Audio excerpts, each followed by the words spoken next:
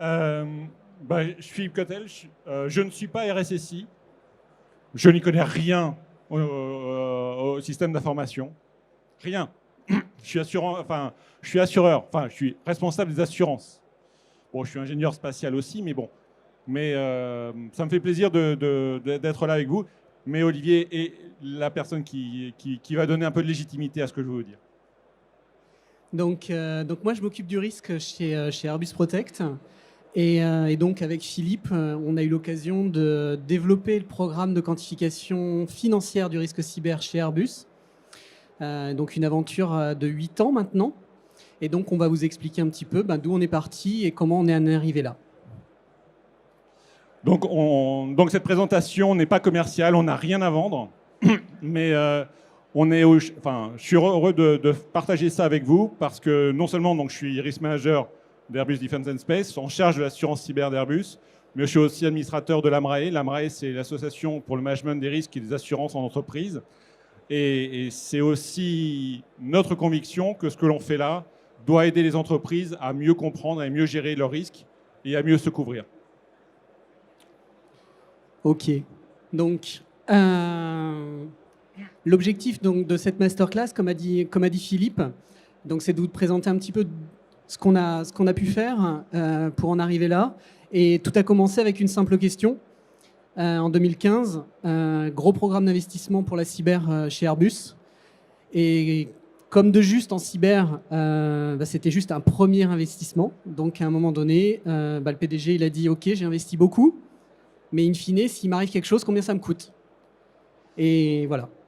Et effectivement, lorsque j'ai commencé à prendre le périmètre cyber, ce qui m'a paru dès 2013-14, c'est qu'on avait des très bons ingénieurs techniques qui pouvaient m'expliquer d'un point de vue sécurité, tout ce qu'ils faisaient, etc. Mais par contre, quand j'ai posé la question, mais au fait, est-ce qu'on a eu des attaques? Et oui. Qu'est-ce qu'il y a en conséquence? Eh bien, il a fallu recharger les données, changer les PC. Mais ma vraie question, c'est OK, mais du point de vue financier, du point de vue business, quel était l'impact? Et là, je n'avais pas de réponse. Et je me suis dit qu'il y avait un problème parce que sur les autres lignes de couverture, les assurances dommages, incendie, on marche de la même manière, c'est-à-dire on quantifie le risque cyber, enfin on quantifie le risque financièrement et on adapte les couvertures en fonction de cette exposition-là. Et en cyber, on me disait non, c'est pas possible. Ou c'est même dangereux, parce que si on le faisait, potentiellement, ça voudrait dire qu'on a des vulnérabilités et qu'on est mal couvert.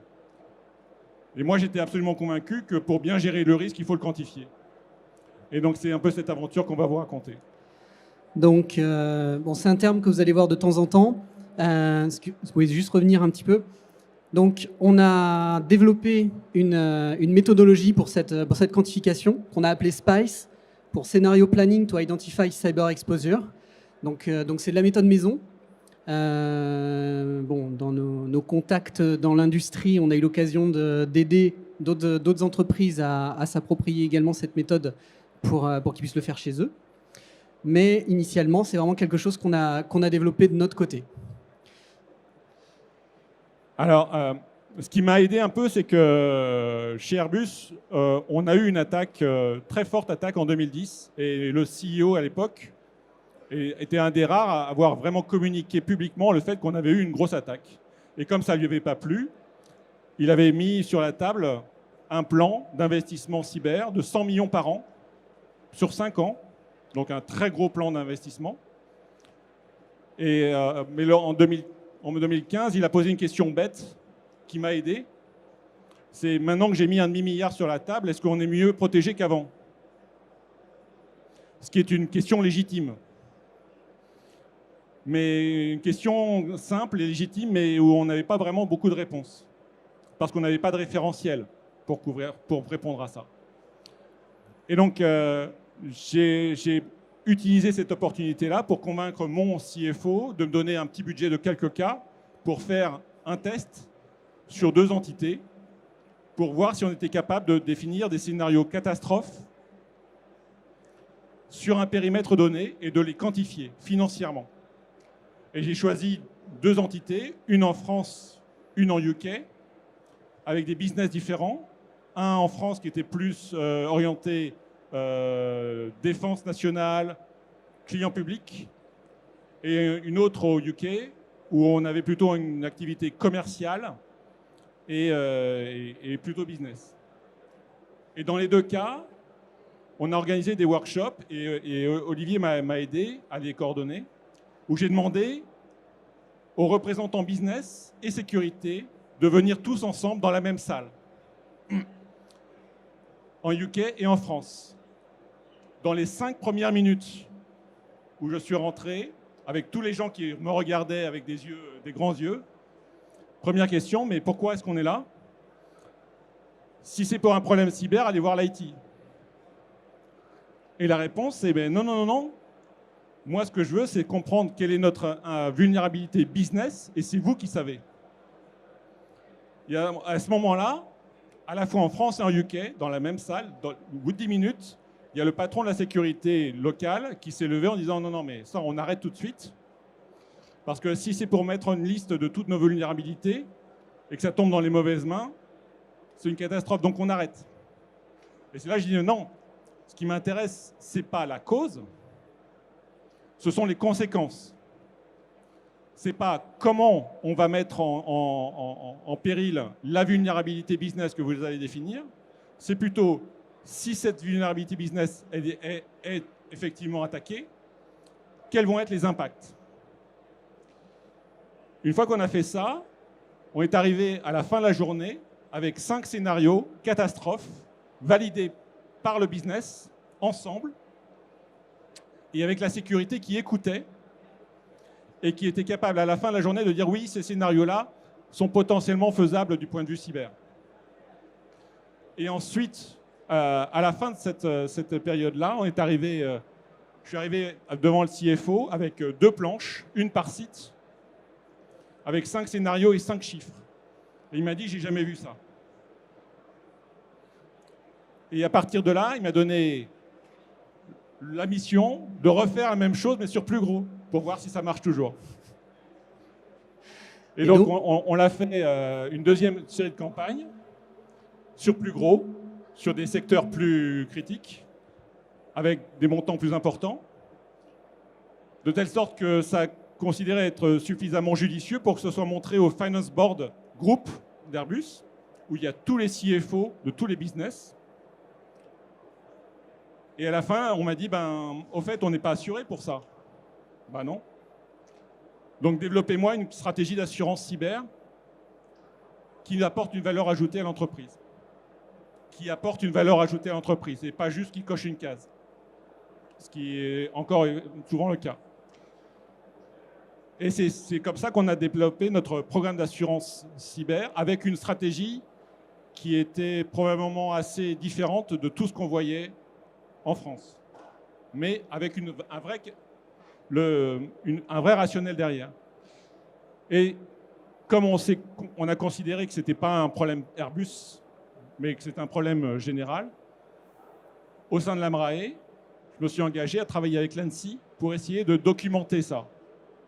Et donc, il y a un document que vous trouverez sur le site de l'ANSSI et sur le site de l'AMRAE, gratuitement, et qui donne les bases de la collaboration, de la coordination entre le risk management stratégique et le risk management technique. Et donc, j'ai travaillé pendant 1 an avec l'ANSSI pour coécrire ce livre.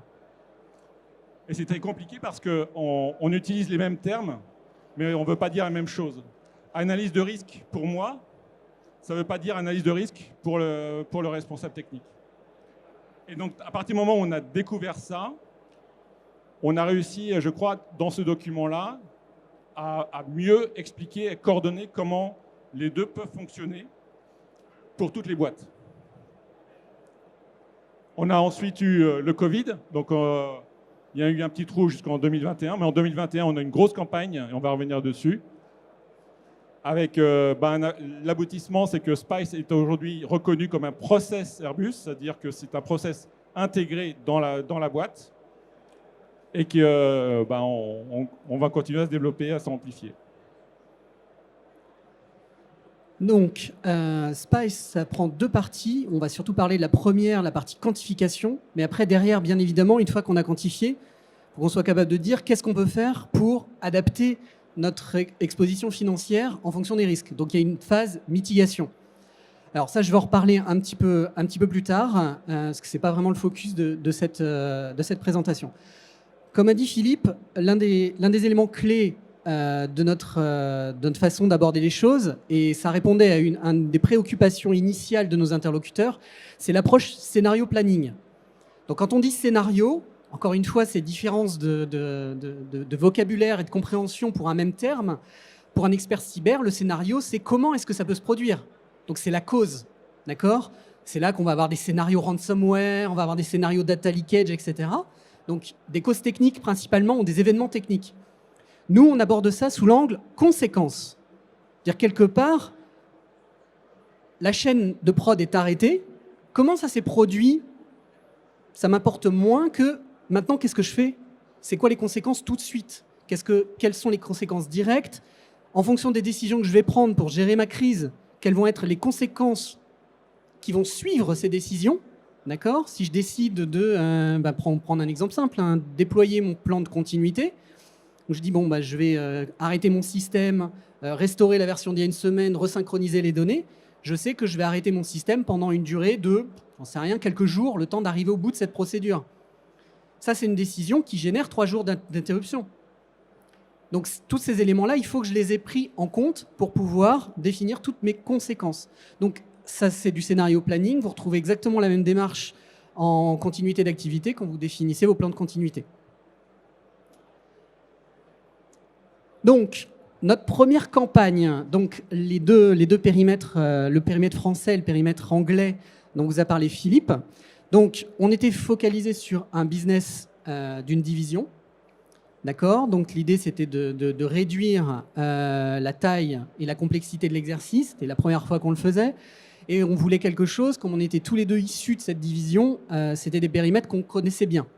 Donc, on était beaucoup plus à même d'interagir avec les business et de les guider. Donc ça, c'est un des premiers enseignements. Si vous voulez vous lancer dans l'exercice, prenez des périmètres que vous maîtrisez bien et que vous maîtrisez d'un point de vue business, pas d'un point de vue cyber. D'accord? Encore une fois, c'est les conséquences métiers qui vont nous intéresser. Donc, les deux périmètres géographiques, on en a parlé. Les conséquences business. Alors, pour la partie quantification financière, un des éléments qui a été aussi assez intéressant, même si la direction financière nous avait mis à disposition 2 équipes, une équipe pour chaque site, elles ont eu assez naturellement 2 approches radicalement différentes. Comme si les Anglais étaient différents des Français.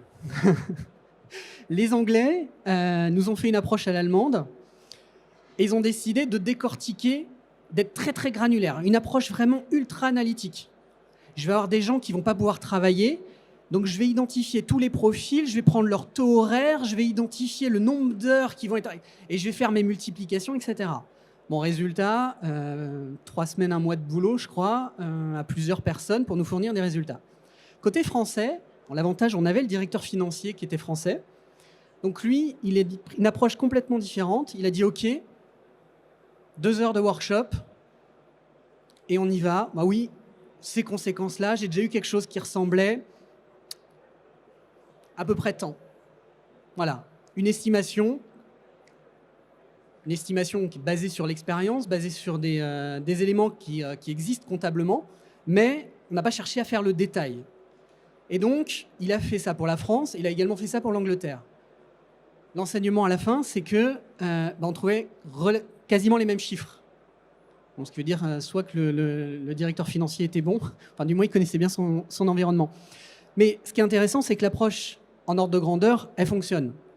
Par contre, il faut que ça soit des ordres de grandeur qui viennent de la finance. Ce n'est pas à nous, experts cyber ou autres, de choisir nos propres ordres de grandeur pour que ça soit pertinent. Ouais.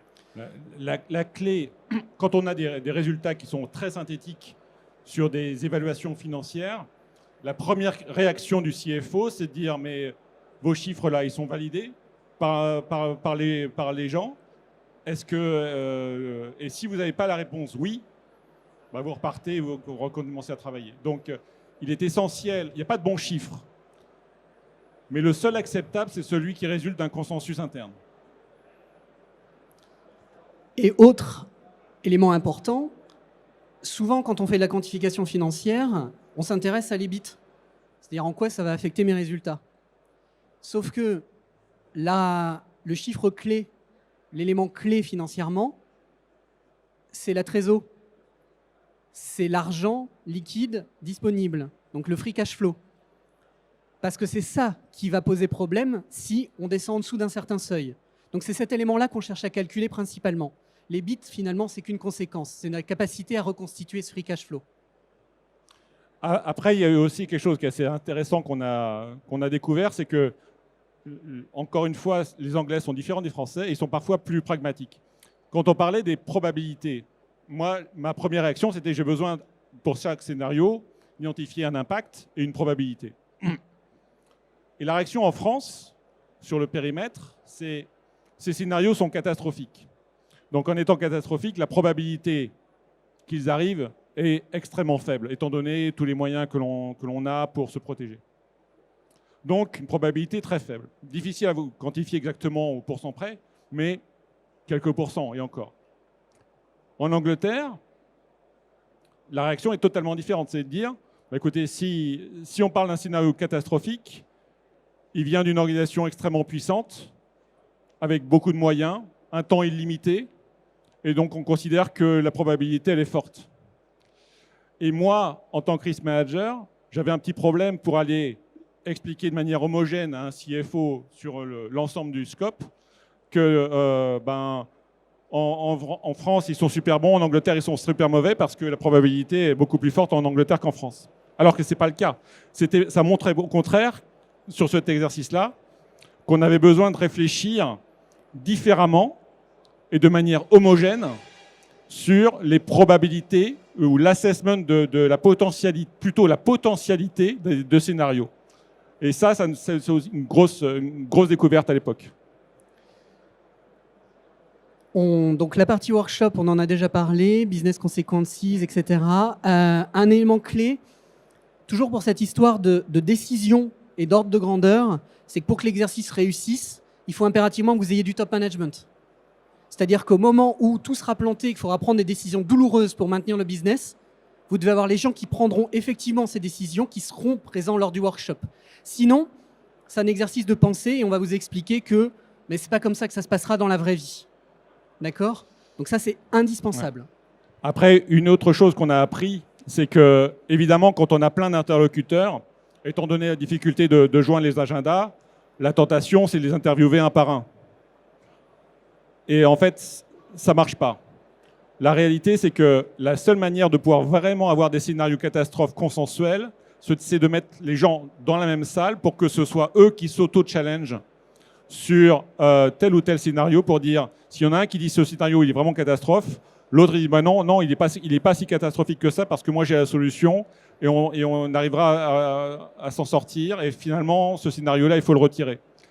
Il n'y a que le business qui soit capable de s'auto-challenger pour ça, de façon à ce qu'au final, lorsqu'on arrive devant le top management avec 4 ou 5 scénarios, on peut dire que de manière consensuelle, ces scénarios-là sont véritablement les scénarios crédibles par tous.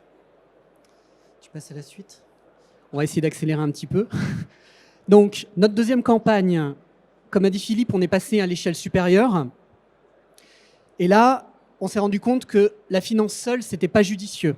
Donc, on a fait co-sponsoriser cet exercice par l'entité centrale sécurité, donc Corporate Security, et par la finance group.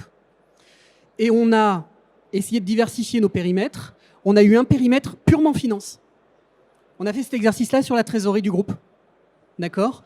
Donc ça a été le moyen de convaincre la partie finance que cet exercice, il valait vraiment le coup et il pouvait s'adapter à n'importe quel périmètre.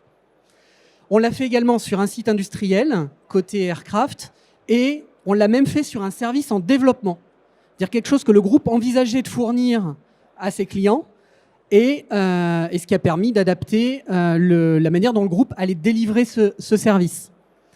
Et surtout, on a beaucoup travaillé dans le cadre de cet exercice sur la partie mitigation. Parce que c'était quelque chose qui n'avait pas été forcément très très bien couvert dans le premier exercice. Et là, on a vraiment travaillé sur comment présenter les recommandations Et donc ces recommandations, ces options de mitigation, on a plutôt travaillé sur des objectifs de mitigation parce qu'on ne voulait pas se substituer à ceux qui allaient proposer les solutions techniques. Donc nous, on leur disait, voilà de quoi on a besoin. Donc des objectifs, réduire la durée d'investigation, réduire la durée de reprise d'activité, etc. Donner des objectifs au plan de continuité. Et donc c'est pour ça qu'on parle principalement d'objectifs de mitigation. Et sur cet exercice, on a également structuré tous nos outputs en fonction des besoins de l'assurance pour faciliter la vie lors de la souscription du programme personnalisé d'Airbus. Et surtout, on avait été capable de mettre en évidence que les propositions de mitigation n'étaient pas que cyber, mais que c'était un optimum entre des optimisations cyber, mais aussi process interne. Et que c'est cette combinaison-là qui est l'optimum en termes de réduction des impacts et de minimisation des coûts pour y arriver. On a également ça a été très important pour nous à cette époque-là de se lier avec les outils aussi de gestion du risque interne de l'entreprise, puisqu'en fait on vient enrichir ce qui existe déjà. La troisième campagne, ça a été un peu l'épreuve de vérité. On a travaillé sur un élément très très important pour le groupe, c'est le programme A320.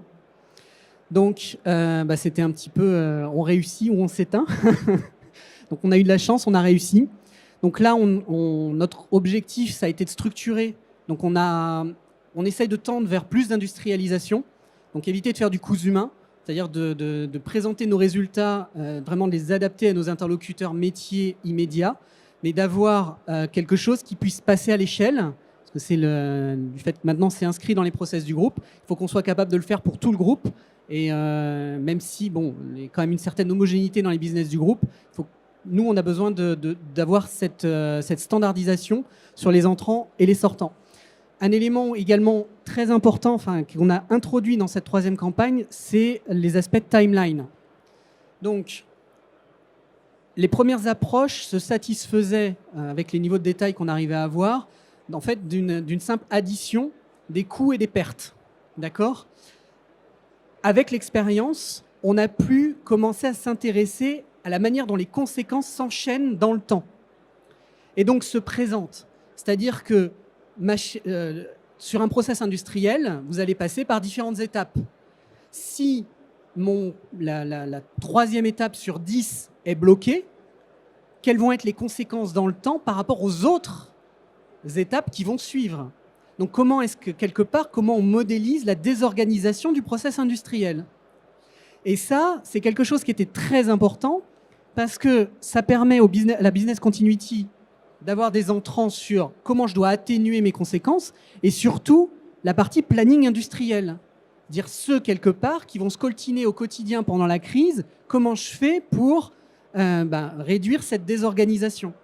Et le fait d'avoir des scénarios qui décrivent les conséquences sous une forme de timeline, ça nous facilite grandement la vie dans nos discussions avec eux. Et surtout, ça leur fournit, eux, un outil pour s'adapter. Donc derrière, il y aura des modifications sur ce genre d'outils dans le cadre du groupe. Et il y a aussi des dimensions assurantielles, puisque ça nous permet de savoir quels sont les types de conséquences qui sont couvertes et sur quelle durée. Parce que les périodes d'assurance sont des périodes indemnitaires limitées pendant lesquelles les frais ou les pertes sont couvertes. Et donc d'avoir cette description-là, elle permet de pouvoir identifier la part de couverture d'assurance. Au niveau des conséquences financières, il faut bien voir que nous, on prend, comme on étudie sur la base du free cash flow et de l'EBIT, on évalue les conséquences financières jusqu'au retour en conditions nominales financières. Et pas juste à partir du moment où je reviens en conditions nominales de production. Si je devais produire 100 avions sur la période, j'en produis que 80, j'ai 20 avions en backlog qu'il va falloir que je reproduise ensuite. Et je ne vais pas pouvoir dire, sur la même période après, je vais produire 120 avions. Donc, toute cette mécanique est retranscrise dans la partie timeline. Et c'est ça qui va nous intéresser, ce qui fait qu'on a des scénarios qui vont se dérouler sur plusieurs années. Donc voilà, en fonction des éléments. Combien ? 1 minute. Donc, On a été driver sur ce process-là, mais ce qui est aussi intéressant, c'est qu'on arrive à aligner le business et la sécurité de façon à ce que tous parlent le même message. Et ça, je pense que c'est quelque chose que même nos assureurs aujourd'hui comprennent, c'est que dans l'entreprise, la sécurité n'est plus un silo, mais bien compris dans l'ensemble de l'entreprise. Et donc, vas-y, sur le slide suivant, encore. Voilà, donc ici, il y a les takeaways. C'est les points, si vous deviez les retenir sur cette présentation. Donc, si vous voulez plus de détails, je serais ravi d'échanger avec vous, ou Philippe, pour partager notre expérience un peu plus en détail en fonction de votre contexte. Encore une fois, rien à vendre, d'accord ? Il n'y aura pas de prestation ni rien du tout, c'est vraiment juste de l'échange d'expérience. Et puis, je pourrais vous donner ces slides, donc voilà.